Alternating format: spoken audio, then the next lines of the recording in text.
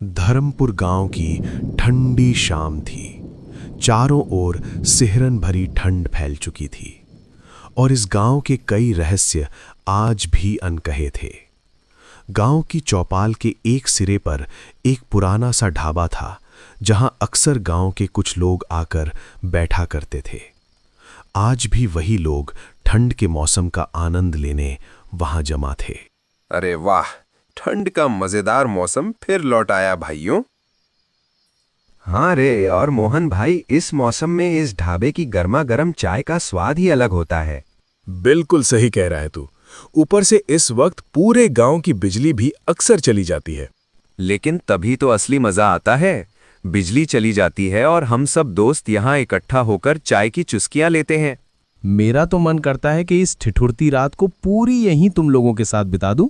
हाँ, ये सब तो ठीक है, मगर तुम लोग शायद एक बात भूल रहे हो। इस तरह की रात में जब हरिराम काका की कहानी शुरू होती है, तब मजा और भी बढ़ जाता है। वैसे मुझे तो लगता है कि काका की सारी कहानियां मन घड़ंत होती हैं। नहीं रे, ऐसा मत बोल। काका के किस्से सिर्फ कहानियां नहीं होते, उनके पीछे कोई सच्चाई जरूर होती है। अरे छोड़ भी दो यार, मुझे तो आज भी नहीं लगता कि हरिराम काका की बातें सच होंगी।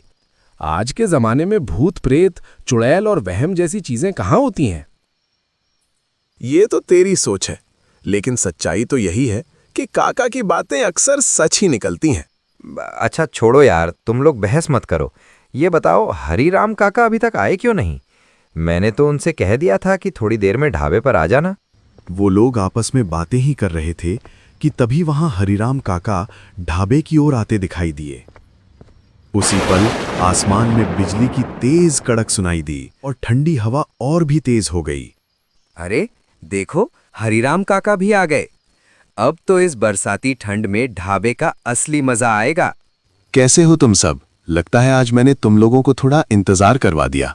हाँ काका, ये तो सही कह रहे हो। हम सब तो बस आपका ही इंतजार कर रहे थे। लेकिन आज इतनी देर कैसे हो गई? बेटा, आज तुम्हारी काकी की तबीयत कुछ ठीक नहीं थी। उसी की देखभाल में थोड़ा वक्त लग गया, इसीलिए आने में देर हो गई। अच्छा, कोई बात नहीं काका। हम तो सोच ही रहे थे कि आज शायद आप आएंगे ही नहीं। वैसे भी आपकी कहानियों के बिना यहाँ बैठने में बिल्कुल मज़ा नहीं आता। ये कहते ही हरिराम काका भी वहीं ढाबे की बेंच पर आकर आराम से बैठ गए। ढाबे वाले से बोले, अरे भाई, पहले एक कप गरम चाय ले आना मेरे लिए। अच्छा, तो आज मैं तुम लोगों को अपनी जिंदगी का एक डरावना किस्सा सुनाता हूँ। ये बात मेरी जवानी के दिनों की है। उस वक्त काफी रात हो चुकी थी।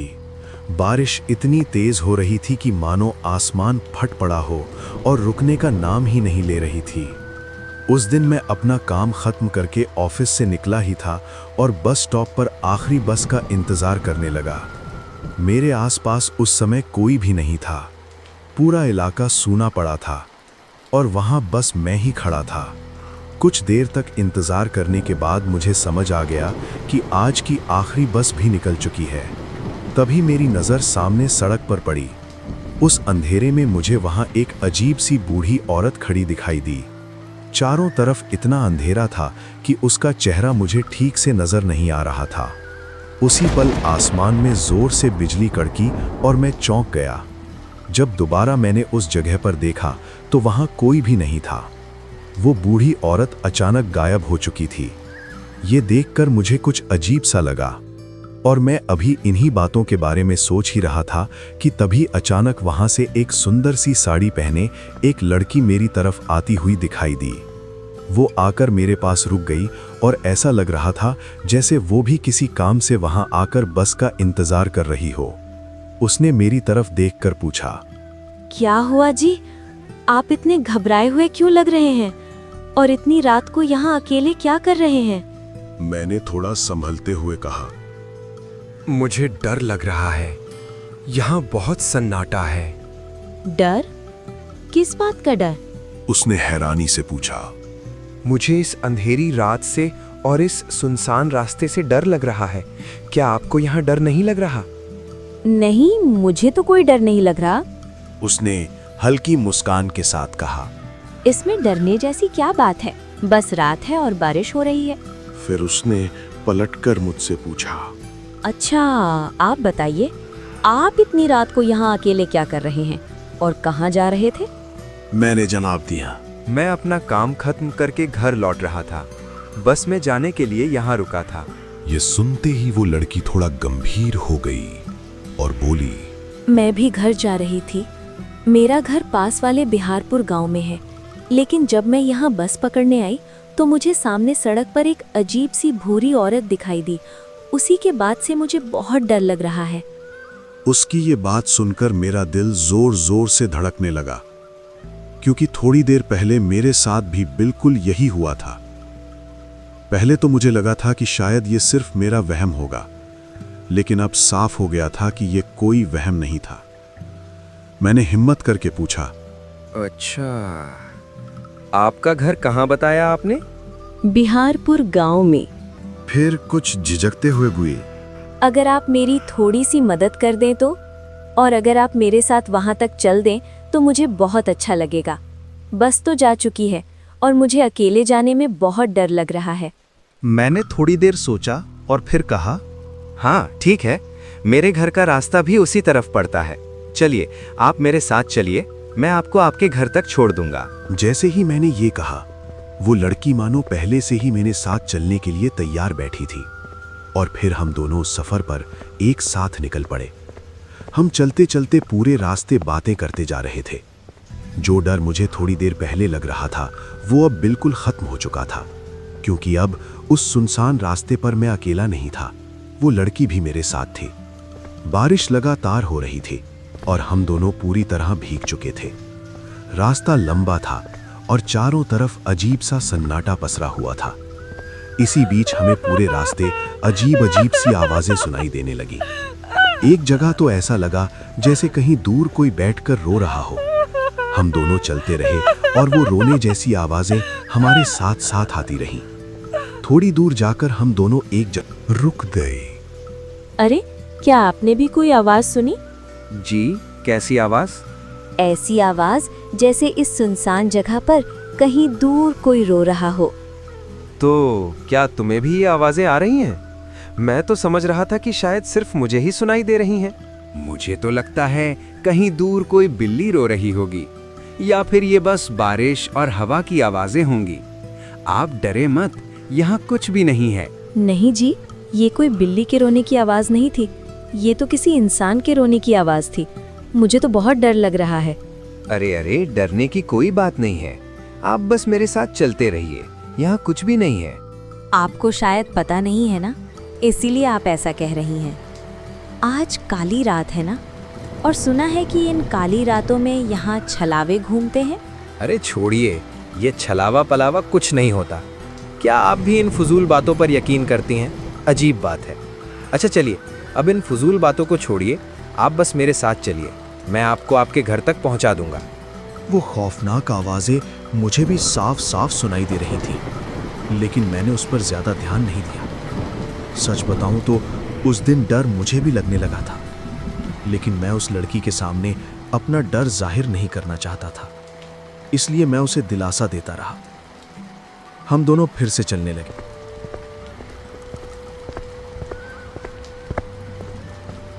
क्या आपको इस सुनसान जगह पर इस अंधेरी रात में डर नहीं लगता? नहीं, इसमें डरने की क्या बात है, बस अंधेरा और बारिश ही तो है। नहीं साहब जी, यहाँ सिर्फ अंधेरा और बारिश ही नहीं है, यहाँ और भी बहुत कुछ है। उसके इतना कहते ही मेरे पैर एकदम रुक गए। और भी बहुत कुछ है का क्या मतलब? और क्या है यहाँ पर? मैंने सुना है कि इन सुनसान रास्तों पर छलावा घूमता है। वो लोगों को अपनी बातों में फंसाता है और फिर उन्हें अपना शिकार बना लेता है। नहीं, मैंने पहले भी कहा था, ये छलावा फलावा जैसा कुछ नहीं होता। ये सब बस पुरानी और झूठी बातें हैं। आपने कभी देखा नहीं होगा ना, इसलिए आप ऐसा कह रहे हैं। जिस दिन आपका सामना सच में छलावे से होगा, उस दिन आप ऐसी बातें नहीं करेंगे साहब जी। यार, तुम तो ऐसे बोल रही हो जैसे तुमने सच में कोई छलावा देखा हो। अच्छा बताओ, कैसा दिखता है तुम्हारा छलावा? प्यारा होता है या नहीं?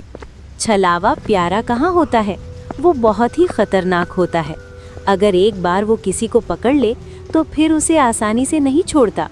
जो भी एक बार उसके जाल में फंस गया उसका बचना बहुत मुश्किल हो जाता है। वो सब तो ठीक है, लेकिन तुमने अभी तक ये नहीं बताया, क्या तुमने सच में कभी कोई छलावा देखा है? हाँ साहब जी, मैं ही तो छलावा हूँ। उसका ये कहते ही मेरे कदम वहीं के वहीं रुक गए। मेरे शरीर में जैसे सिहरन दौड़ गई। मैंने घबराकर पीछे मुड़कर देखा, लेकिन वहां कोई नहीं था। वो लड़की अचानक ऐसे गायब हो चुकी थी जैसे कभी वहां थी ही नहीं। अब उसकी बातों से मुझे सच में डर महसूस होने लगा था। मुझे समझ नहीं आ रहा था कि आखिर वो कौन थी और अचानक ऐसे कैसे गायब हो गई। मैं अब बहुत ज़्यादा घबरा चुका था। मेरा पूरा जिस्म मानो सुन्न सा पड़ गया था। मैंने इधर उधर देखे बिना ही फिर से चुपचाप चलना शुरू कर दिया, क्योंकि मेरे पास और कोई रास्ता नहीं था। मैं वही इंसान था जो इन छलावा भूत जैसी बातों पर कभी यकीन नहीं करता था। लेकिन अब उस लड़की की बातों की वजह से मेरे दिल में डर घर करने लगा था। मैं बस किसी तरह इस रास्ते को पार करना चाहता था, लेकिन वो रास्ता खत्म होने का नाम ही नहीं ले रहा था। तभी पीछे से एक आवाज आई। अरे साहब जी, क्या हुआ? आप तो लगता है डर गए। ये आवाज सुनते ही मैं एकदम रुक गया। धीरे धीरे मैंने पीछे मुड़कर देखा और मेरे होश उड़ गए। वो लड़की फिर से वहीं खड़ी थी। अब मुझे उस लड़की से और भी ज्यादा डर लगने लगा था। अरे, तुम कहाँ चले गए थे? अरे साहब जी, आप तो डर ही गए। मैं तो बस आपके साथ मजाक कर रही थी। तुमने तो मुझे सच में ही डरा दिया था।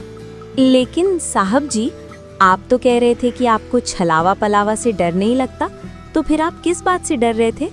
उसके इस सवाल का उस वक्त मेरे पास कोई जवाब नहीं था। मैं कुछ भी नहीं बोल सका और फिर हम दोनों चुपचाप वहां से दोबारा साथ साथ चलने लगे। देखो लड़की, रात के वक्त इस तरह के मजाक ठीक नहीं होते। क्यों साहब जी, आप भी तो मेरे मजाक से डर गए थे ना? नहीं, मैं डरा नहीं था, बस थोड़ा परेशान हो गया था कि तुम कहाँ चली गई थी। अच्छा, तो मतलब अभी भी आपको लगता है कि छलावा वगैरह कुछ नहीं होता? अच्छा, अब बस ये बातें छोड़ो, कोई और बात करते हैं। अच्छा देखो, अब बस हम घर पहुँचने ही वाले हैं। नहीं साहब जी, घर तो अभी बहुत दूर है। लगता है तुम्हारा इस रास्ते से काफी आना जाना रहता है, इसलिए तुम्हें रास्तों का अच्छे से पता है। क्या हर रोज इस रास्ते से अकेले जाने में तुम्हें डर नहीं लगता? क्योंकि इस वक्त यहाँ कोई भी नहीं आता। मुझे डर क्यों लगेगा? क्योंकि मैं खुद ही एक छलावा हूँ। अरे यार, तुम भी ना अच्छा मजाक कर लेती हो। इस बार मैं कोई मजाक नहीं कर रही। उसके इतना कहते ही मैं एक बार फिर रुक गया और पीछे मुड़कर देखा, लेकिन इस बार भी वो लड़की वहां नहीं थी। वो दोबारा गायब हो चुकी थी। ये देखकर अब मैं सच में बहुत घबरा गया था।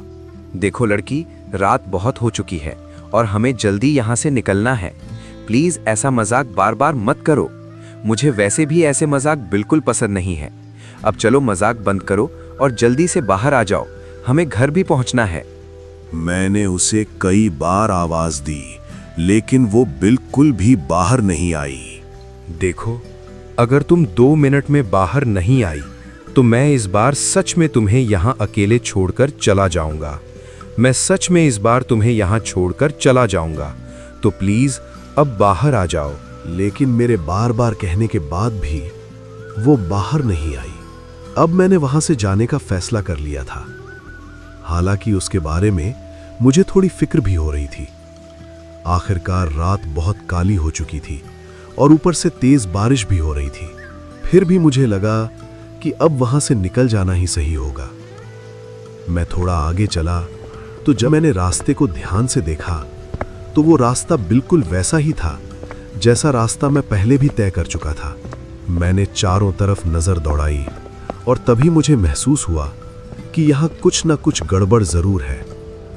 लेकिन उस वक्त मुझे कुछ समझ नहीं आ रहा था और मेरे पास कोई दूसरा रास्ता भी नहीं था, इसलिए मैं बस आगे बढ़ता चला गया। चलते चलते अचानक मेरे पीछे से किसी के कदमों की आवाज आने लगी। ऐसा लग रहा था जैसे कोई मेरे पीछे पीछे चल रहा हो। वो आवाजें अब मुझे और भी ज्यादा डराने लगी थीं। कदम लगातार मेरे ही पीछे चलते जा रहे थे। तभी पीछे से एक ठंडी सी आवाज आई। साहब जी, अब आप इस चलावे से निकल नहीं सकते।